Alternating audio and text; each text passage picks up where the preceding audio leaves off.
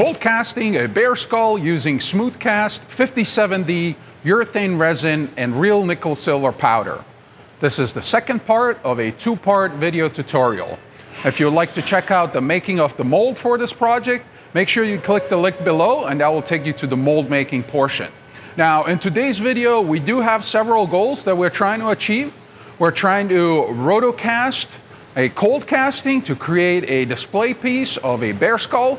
We're going to show you how to cast the smooth cast 57D solid and hollow, as well as how to create a display piece of your work once you finish the casting. So let's just jump into this project and see how it's done. Our project requires a hollow casting for the skull itself and a solid casting for the lower jaw. This makes the Smoothcast 57D an ideal product for this application. With its short working time and its gradual cure, it allows us to hand rotocast the skull itself while the lower jaw is cast solid. Keep in mind that the cure time will depend on the amount of material that you're using and the shape of the casting that you're creating. This product has a mix ratio of 1:1 by volume, so we don't need to use a gram scale, while the working time or pot life is 3 minutes. The cure time or handling time will be 30 minutes. The Smoothcast 57D is translucent white in color when cured, which makes it ideal for pigmentation in the mixing process. One thing to keep in mind when working with the Smoothcast 57D is that if you're casting thin sections or the casting itself doesn't have enough mass, it's not thick, it's very thin-walled, then the casting themselves will take longer to fully cure. As always, you want to follow all the material instructions and pre-mix the individual components. The A and B components are thoroughly pre-mixed before being dispensed. Now I can simply mark my dispensing cups. This is 1:1 mix ratio by volume, so equal amount. And I'm first going to dispense the part B. And since I'm doing a cold casting on this with nickel silver, I'm going to go ahead and dispense some nickel silver powder. Same amount as the part B. So 1 part of the part B, 1 part of the metal filler, and then a little bit of the So Strong black to give our casting a nice deep hue. Once you combine the pigment with the part B, we can add the metal filler, and that is going to be mixed in well. Scrape the sides, scrape the bottom, and then we can go ahead and dispense the part A. The reason why I wait to dispense the part A, it's because of the atmospheric moisture and the part A being sensitive to it. So I always wait till the last minute to dispense the part A for my urethane plastics. The 3 components are now mixed thoroughly together by scraping the sides and scraping the bottom, and then transferred into a clean mixing container. Always keep the working time of the material you're working with in mind when doing double mixes. You don't want to have the material set up in your mixing container. Now the product is mixed one more time, scrape the sides, scrape the bottom, and then quickly transferred into our mold. The mold is now rotationally spun, so we're going to spin the mold in a 360-degree fashion so that the entire inside gets covered with a layer of resin. And you can see I have that mixing cup at the bottom, so I can always dump out a little bit, then pour it back in and continue to spin that mold until the working time or the pot life has fully expired and the resin does not move. Here it's important again to remember that thin-walled application take a little bit longer to set up than if you cast the material in mass. Now the first layer is allowed a partial cure for 15 minutes while we set up a second batch and continue to rotationally cast into the mold. A second batch or second layer is dispensed and mixed just like we did the first. Make sure you scrape the sides, scrape the bottom, I like to add the metal filler in the second layer just in case there was an area inside the mold that wasn't covered by the first layer. We'll be able to cover that with the second layer and avoid any kind of inconsistencies in the outer layer itself that is visible. Because of the shape of the skull that we're casting and the metal powder being a thickening agent for the casting resin, we only need to apply 2 layers for this casting here. I didn't want to make the casting too heavy so that it wouldn't be supported easily by the base we're planning to put it onto.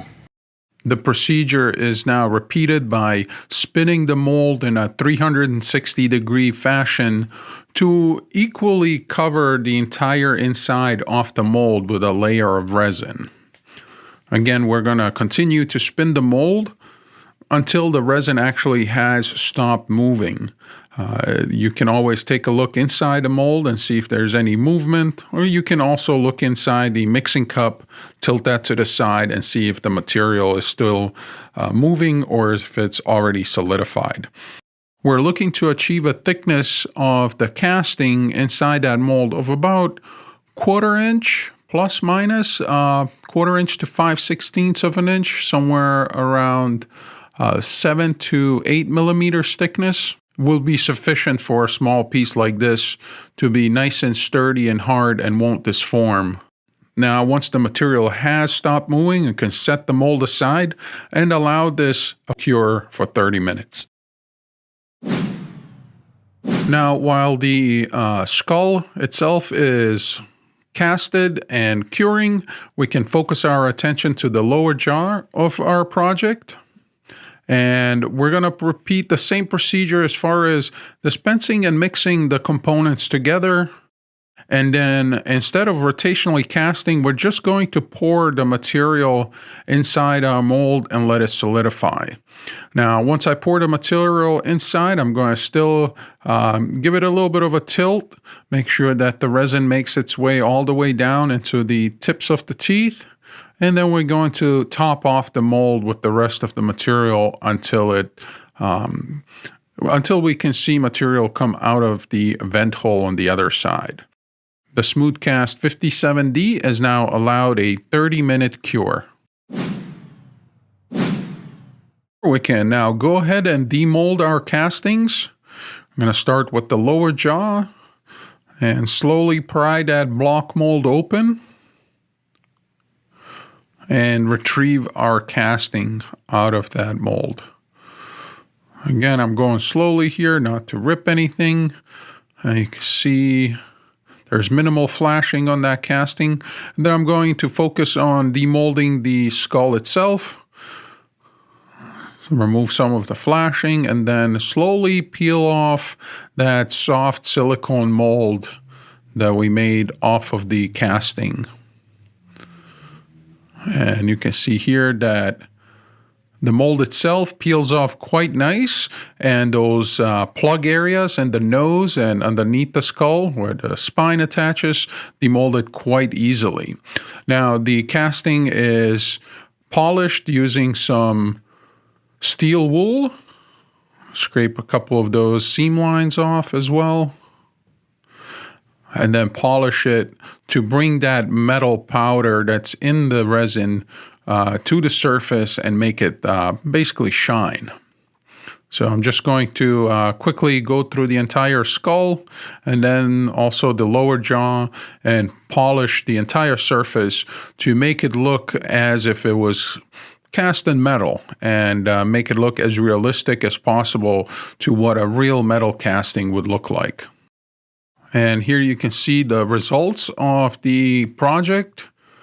The casting is put together and looks quite fantastic. I'm really happy how this came together. It looks like it was made out of metal.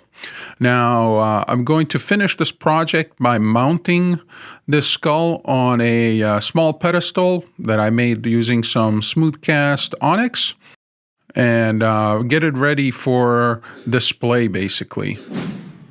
Now, to adhere the skull to the pedestal, I'm going to use some Super Instant.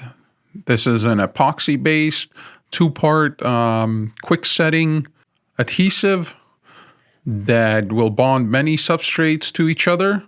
And I'm going to use a couple of metal pins to hold the lower jaw in place with the rest of the skull.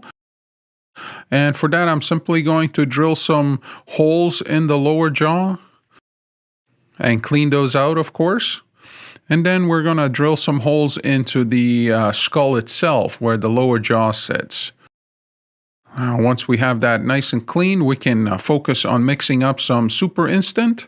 This is a 1-to-1 mix ratio by volume, so easy to dispense and mix. The super instant is simply pushed into the cavity, and then we're going to apply the metal pins that are going to hold the lower jaw with the rest of the skull together. And since this is a fast-setting adhesive, we can work quite rapidly. We don't have to wait long periods. I can simply attach the pins to one end of the lower jaw and then move on fast to attach the lower jaw to the rest of the skull. Now, once everything is put together, we can then adhere the skull to the pedestal base or to the... Now I'm simply going to drill a hole the same size of the stem that we are trying to adhere the skull to. And once again, a little bit of the super instant is applied to that stem. And then the skull is going to be placed onto that. Note that in the mouth of the skull right now, there is a space holder to make sure that the adhesive cures in the position that we want it to. And now I can simply place the skull onto that pin with the adhesive. And I'm going to do it upside down here to make sure I don't add unnecessary texture to the area. And I'm simply going to slowly screw it on and position it into the placement that I want it to be. Once again, I'm going to use a couple of cups to hold the skull in position while the adhesive cures for 5 minutes. And this is what the project looks like when it's all finished and put together. We're able to make a mold and cast into the mold and get a nice presentational piece casted into the mold that looks like real metal casting. So I'm really happy how this project turned out. Now, if you got inspired by this project and you'd like to give your own projects a go and need some material, you can visit any one of our distributors around the world. So, and there you have it, a step-by-step procedure that I use to create this cold casting of a bear skull with real nickel silver powder. Now, let's just take a quick look at our project. We were able to rotocast a cold casting and keep it lightweight by using the right product, Smoothcast 57D. We also showed you how to use the same material to solid cast, part of the same project, as well as how to finish your project in a nice display unit that's ready to be shown off. Now, if you have an idea about what we should do next, please let us know down in the comments below. If you like this video, hit the thumbs up button. To keep up with our latest mold making, casting, and other videos, remember to subscribe.